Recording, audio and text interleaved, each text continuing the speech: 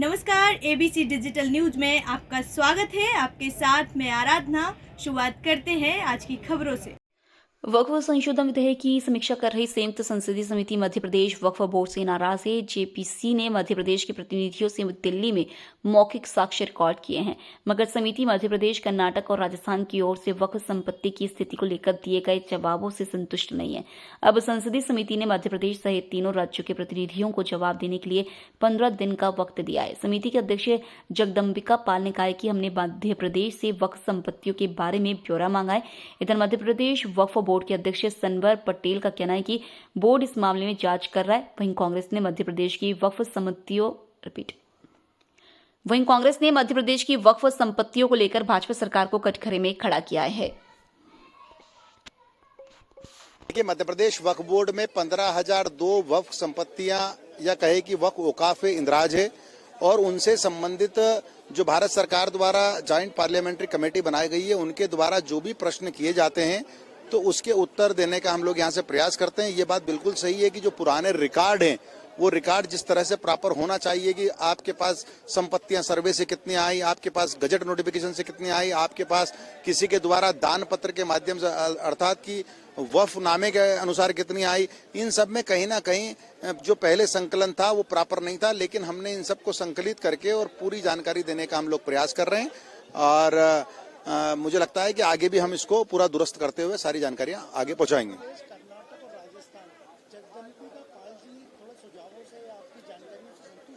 नहीं, देखिए, जब मुझे बैठक में बुलाया था तो हमारे सुझाव को उन्होंने देश के सबसे अच्छे सुझाव माने थे और आप उनसे व्यक्तिगत भी बात करेंगे तो मुझे लगता है कि वो मध्य प्रदेश वक्फ बोर्ड के वर्तमान बोर्ड की सराहना करेंगे। लेकिन अभी जो आप बता रहे हैं, यहाँ अधिकारी लोग गए थे या मैं उसमें अपेक्षित नहीं था, अधिकारी जो लोग गए थे उनके माध्यम से कोई बात पहुंची और जिससे वो संतुष्ट नहीं हो तो वो जब प्रश्न दोबारा करेंगे तो मैं खुद उसमें सीधे इन्वॉल्व होऊंगा और समस्त जानकारियां देने का पूरा प्रयास करूंगा।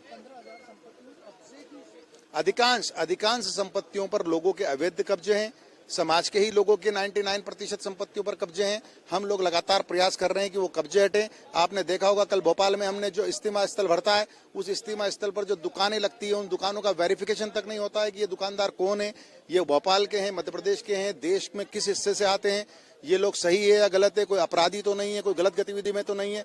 तो ये पुलिस वेरिफिकेशन तक इनका नहीं कराते थे और पट्टा नियम के तहत इनको दुकानें आवंटित नहीं की जाती थी, पारदर्शिता के साथ आवंटित नहीं की जाती थी। जब भारत सरकार ने पट्टा नियम बना दिया है, जब भारत सरकार के पट्टा नियम के अनुसार पूरी पारदर्शिता के साथ दुकानों की नीलामी या किराएदारों को देना चाहिए तो क्यों नहीं होता है? जहां नहीं होता है वहां हम लगातार कार्रवाई करने का काम कर रहे हैं। हमने कल ही भोपाल के जो यतीम खाना है उसके जिम्मेदारों को हमने नोटिस दिया है। उसके पहले इंदौर में हमने जो पैरेलल वक्फ बोर्ड चलाने का प्रयास कर रहे थे, समानांतर वक्फ बोर्ड चलाने का प्रयास कर रहे थे, उनको भी कानून ने शिकंजों के अंदर डाला है, वो जेल की यात्रा पर हैं। मैं आपके माध्यम से ऐसे सारे लोगों को ताकीद करता हूं कि यह मध्य प्रदेश वक्फ बोर्ड कानून से चलने वाला बोर्ड है और सब लोगों को कानून का पालन करना चाहिए। जो भी कानून तोड़ेगा, कानून अपने अनुसार सख्ती से उनसे निपटेगा। धन्यवाद।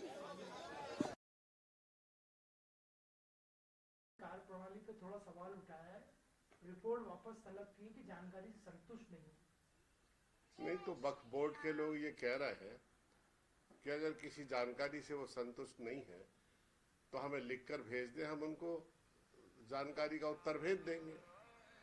मेरा ये कहना है कि वक्फ बोर्ड की जमीनें, उनका प्रबंधन, ये पूरे देश में वक्फ बोर्ड देखता है, सरकार तो देखती नहीं है। जब मध्य प्रदेश की सरकार ये कह रही है कि मध्य प्रदेश की प्रॉपर्टी पूरे भारतवर्ष में कितनी है उन्हें पता ही नहीं है, यानी सरकारों को ये नहीं पता है कि उनकी प्रॉपर्टी दूसरे राज्यों में कौन कौन सी है, जबकि सब लोगों को पता है। हमें पता है कि बम्बई में कौन सी मध्य प्रदेश सरकार की प्रॉपर्टी है, कलकत्ता में कौन सी है, दिल्ली में कौन सी है। ये इसलिए ऐसा उत्तर देते हैं कि इन प्रॉपर्टी का जो लोग उपयोग करते हैं वो करते रहे। सर, तो अब ये वक्फ बोर्ड वापस जानकारी देगा। जेपीसी पूरे देश भर राज्यों का दौरा कर रही है और कब्जे की शिकायत सबसे ज्यादा ये सनवर पटेल बोल रहे हैं, जो अध्यक्ष मध्य प्रदेश। पूरे देश में सबसे ज्यादा वक्फ बोर्ड की जमीन पर लोगों के कब्जे हैं। निजी मकान भी बने हैं, मंदिर भी बने हैं, मस्जिद भी बनी है, बाजार भी बने हैं, सब प्रकार के कब्जे हैं वक्फ बोर्ड की जमीन पर। ये जमीन उन लोगों ने वक्फ की है जिनके पास अतिरिक्त जमीन थी, सीलिंग में आ रही थी या किन्हीं कारणों से वो संभाल नहीं रहे थे। तो देश में रेलवे के बाद सबसे ज्यादा वक्फ बोर्ड के पास जमीनें हैं। यहाँ विभाजन के बाद जो भारत की जमीन छोड़ के पाकिस्तान लोग गए, उन्होंने भी जब लौटे नहीं तो अपनी जमीन को वक्फ कर दिया, दान में दे दिया, तो वो भी वक्फ बोर्ड के अंतर्गत आ गई। इस तरह से रेलवे के बाद सबसे ज्यादा जमीनें वक्फ बोर्ड के पास है। लेकिन ये चूंकि निजी जमीनें नहीं है, इसलिए इनके मालिकाना हक को लेके लोग ज्यादा गंभीर नहीं है, और इसका फायदा उन लोगों ने उठाया जो अतिक्रमण करने वाले लोग हैं, इंक्रोचमेंट करने वाले लोग हैं। उन्होंने दुकानें बना ली, मकान बना लिए, मंदिर बना लिए, मस्जिद बना लिए, धार्मिक स्थान बना लिए।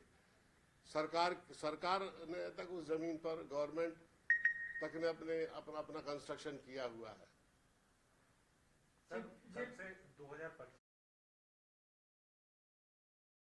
खबरों में फिलहाल इतना ही। देश दुनिया की तमाम खबरें देखने के लिए बने रहिए ABC डिजिटल न्यूज के साथ। नमस्कार।